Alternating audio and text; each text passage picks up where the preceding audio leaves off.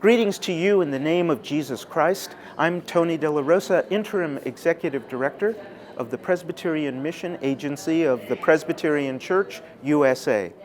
I'm both glad and honored that God has called me to our national offices here in Louisville, Kentucky, where I get to serve Christ's church and to serve you in a transformative time in our nation and in our denomination's history. Here is where our work begins. I'm broadcasting to you from a hotel ballroom in downtown Louisville, where the Presbyterian Mission Agency Board has just adopted a new strategic plan, our mission work plan, that will guide our mission and ministry, set our priorities, and help us identify the areas of greatest need in the Presbyterian Church, U.S.A. We have 3 short video stories to show the ways that we're living out our faith in Jesus Christ. With a presidential primary season just around the corner, talk of our immigration system and securing our borders will once again reach a fever pitch.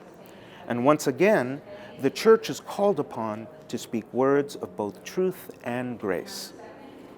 One of the ways we do that is by helping raise up pastoral leaders like Paula Cooper, a pastor of a multicultural congregation in St. Louis that is home to a number of Liberian refugees. In my congregation, I see some of my Liberians just not understanding why. And I think what's happening is a rise of fear, because people are afraid to be deported. People have children here, don't know what's going to happen with their children. The kind of rhetoric that we're hearing puts fear into people. So if these are people who are escaping from whatever it is that has them running to a safe place, why don't we open the doors wide and our hearts as God would? Isn't that what we're here for, is to make sure that each one of us have clothing and each one of us can eat and each one of us has shelter? That's the way we're supposed to live. And I like the way the prophet said it. Right living is right worship. Right worship is right living. The way we treat each other is worship unto God.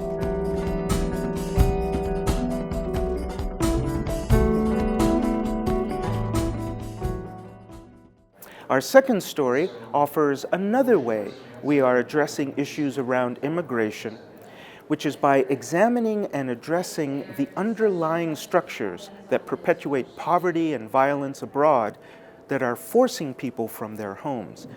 In countries like El Salvador, our mission co-workers' efforts, along with our partners working for food security, are having a remarkable impact. The work we do, help to keep family in their own countries and keeping them in their own land and producing food that will help them to feed their families. Working for food sovereignty here in El Salvador, everybody eats. We had the opportunity to spend the day with women and young people from the Mana Ojuste program, an initiative, a community initiative in San Isidro, Izalco. The community that we visited is actually maybe somewhere in the middle of the spectrum. There are not paved roads, however, there is running water.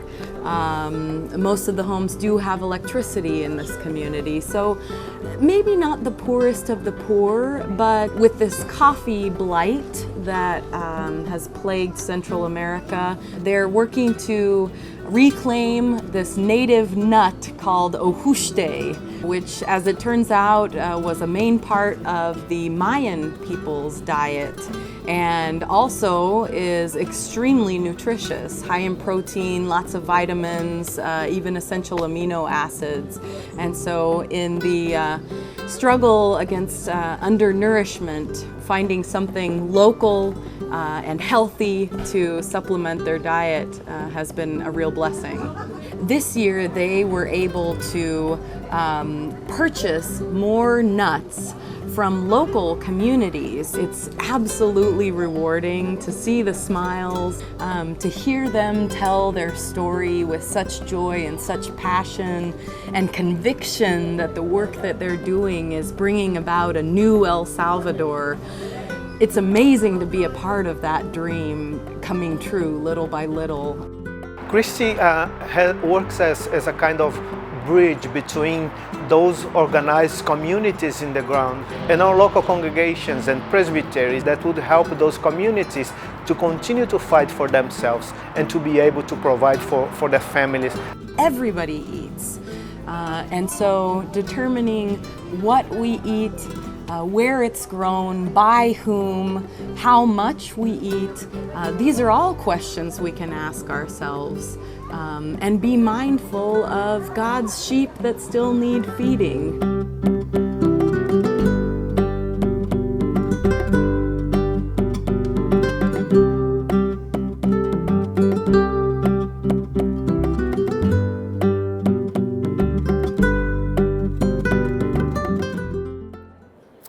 And finally, I want to take you back to a remarkable moment at the start of the new year, when President Obama announced a series of executive actions to reduce gun violence and make our communities safer. You may remember, as I do, when President Obama broke out in tears as he stood among parents and relatives of those affected by gun violence.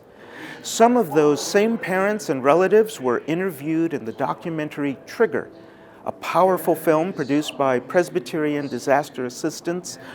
One way we are answering God's call to address the epidemic of gun violence, which is taking lives, especially Black lives, in our inner cities and our nation.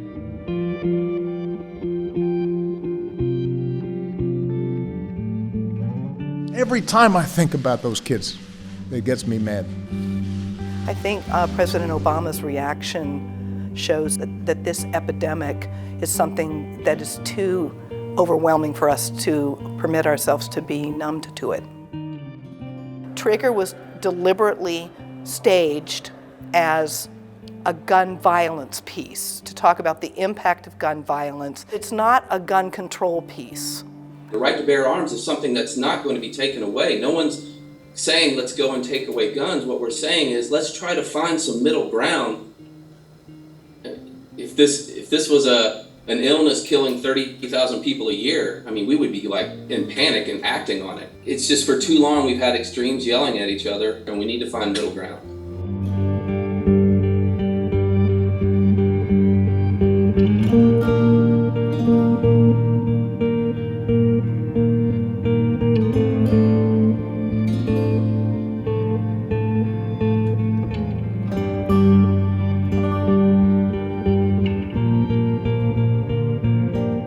We are the only national mainline denomination that has a trained response team that deploys into public violence, naming it disaster.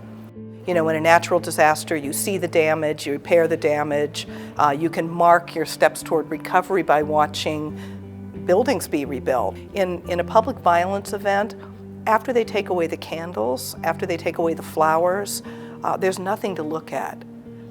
But yet the hurts and the wounds of the survivors, the communities around those survivors go very, very deep. And even though they're not visible, they are wounds that need tending, and they take a long time.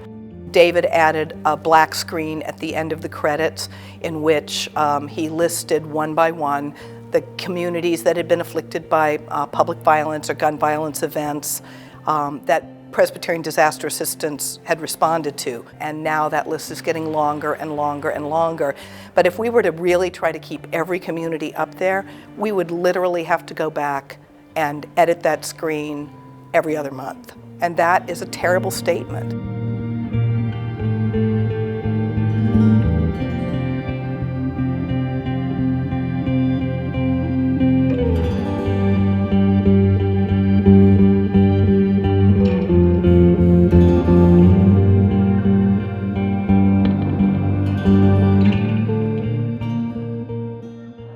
Thanks for watching and for engaging with us in God's mission for the transformation of the world.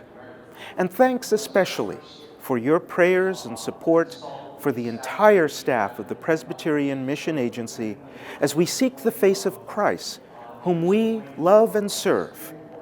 And may the God of peace be with you.